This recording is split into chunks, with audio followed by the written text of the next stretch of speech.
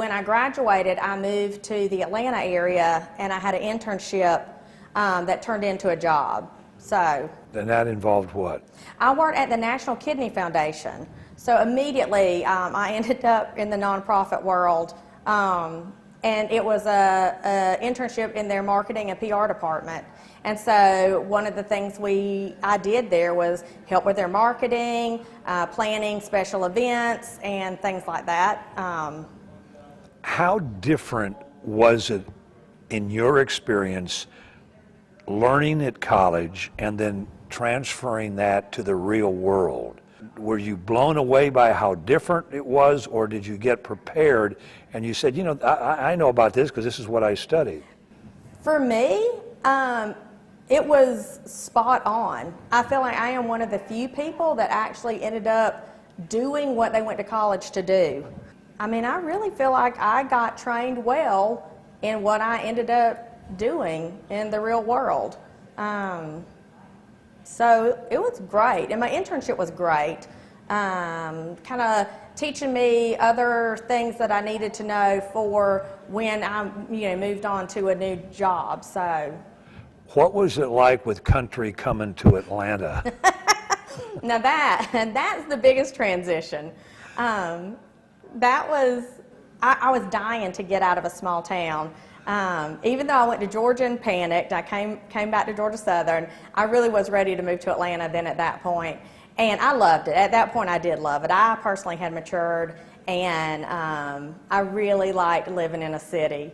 The traffic was a nightmare, but I loved it. I loved the variety of people. I loved just the difference. I stayed in Atlanta from 1994 until 2005. So. With the Kidney Foundation? No, I ended up, I left the Kidney Foundation and ended up working for the sorority that I was in college. Their national headquarters were there. So I worked there for a little while, then I worked for a hospital, and then I worked for an advertising agency. How did you end up in Anderson from Atlanta? My husband at the time got a job with TTI. Which is now putting up this huge facility out in the Piercetown community. When you came here, what was your first reaction to the fact that this is going to be your new home? So when I moved here from Atlanta, I felt like I had shock again because I was so used to the busyness of Atlanta that I had almost forgotten what small town life was like. But then, it didn't take long, and I was so thankful that it was small and there was no traffic. Your first paying job in Anderson was what? My first paying job was I freelance wrote for the Electric City News. And then I did that for a while, and then I ended up working full-time at Meals on Wheels. It was very eye-opening for me, having not lived here for too long before I started doing that, to see sides of Anderson that I would think people that have probably lived here for a long time still have never seen. If it were not there, there are people that would no doubt go hungry. You're at Meals on Wheels. Mm-hmm.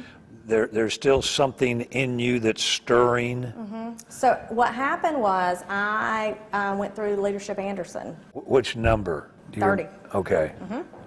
And it was very inspiring, and I just learning more about the community and things going on, and I kind of felt like this community could support a magazine. Before we get to the magazine, for those that may not know what we're talking about, Leadership Anderson, give me the history, who sponsors it, and its objective, because I think that's important. Okay. So the Anderson Area Chamber of Commerce sponsors Leadership Anderson, and its purpose is to cultivate young leaders in the community. It's a 9-month program, and it meets once a month over 9 months. And you get to do what in the community? Where do they take you? So you learn about all aspects of the community, from service organizations to the history to government, infrastructure, economic development. You get a full picture of what Anderson County does.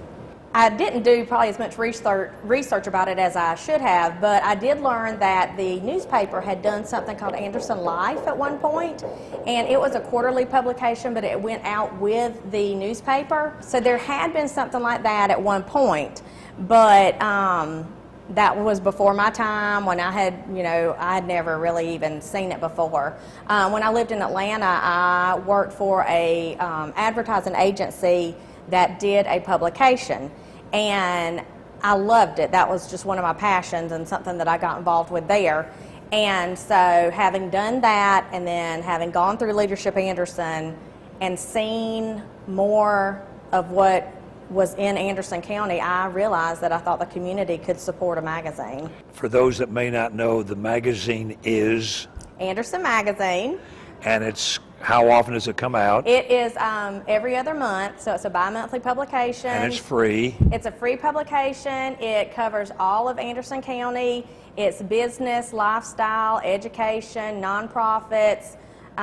We try to cover something that would be of interest to everyone. So it's me. I have a graphic designer. I have 2 salespeople, and then I use freelance writers and freelance photographers. So, and then I have a bookkeeper because I can't do math. So. When we come back, we're going to talk about your current job and why we're at the Art Center today.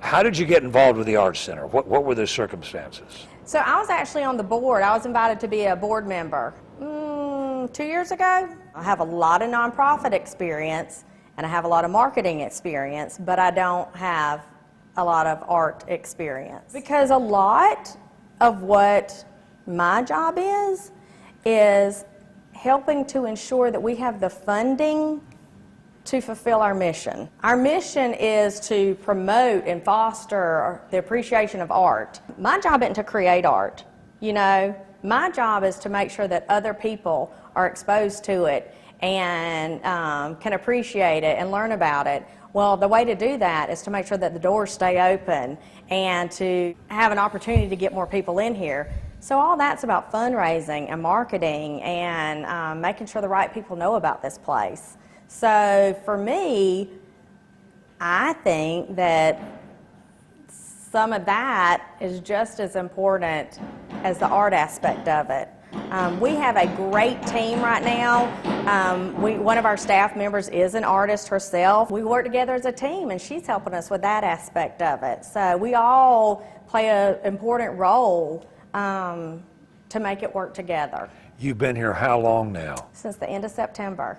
Is this it for you? Have you found your calling? I love it. More than I thought I ever would. Tell me what we're in the middle of now, as far as what we're doing here and how the folks can come down and enjoy it. Okay, so we are in the middle of our 44th annual juried show. It's one of the longest running juried shows in South Carolina. And we had more than 200 artists submit more than 400 pieces of work that a juror came through and selected what pieces would end up being in the show. So it took him about 2 days to actually select through how many pieces would end up being in the show. My piece, She Has Holes in Her Memory, is an extremely special piece to me. I typically, over the years, have created sort of whimsical stories, whimsical narratives. This is a tribute to a dear friend of mine, Pat Price. She was a teacher at T.L. Hanna, which she called T.L. Hanna her home. This was her family. She passed away in 2017 and was diagnosed with early onset dementia. And this piece is about her struggles with dementia and my first experience of dealing with anyone that suffered from dementia. And so a lot of this is very symbolic. So when we were cleaning out her estate, after she passed away, there were buckets and little suitcases full of old photographs. And I've always had an attachment to old photographs, but this was the first time that these had a story behind them. I knew part of the story behind them, so I felt compelled to write her story. It's a special piece to me, and I was very proud to enter it. And I'm very proud that the juror Brian Sealing selected this as third place, that it actually resonated with him. And I have to say, whether it won an award or not, I'm so proud of it. And you know, when you put up something you can stand behind and you're proud of, whether it wins or not, it's a winning piece for you personally.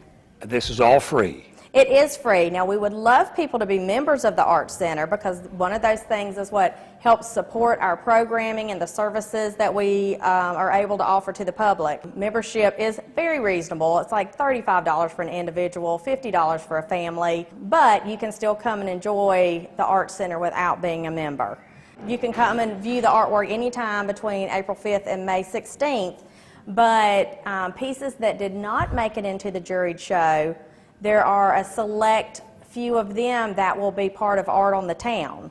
And what Art on the Town is another opportunity for people to see additional artwork in businesses and retail places, restaurants in downtown Anderson.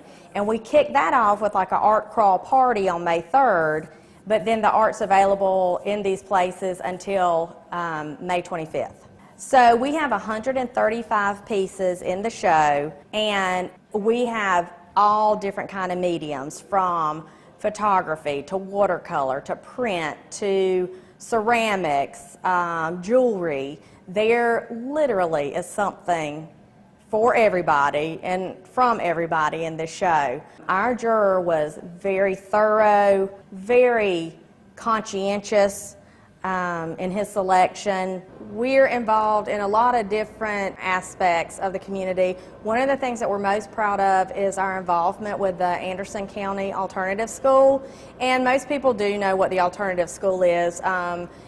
Kids that attend this school have been expelled from their home schools. Sometimes they're court ordered to attend that school.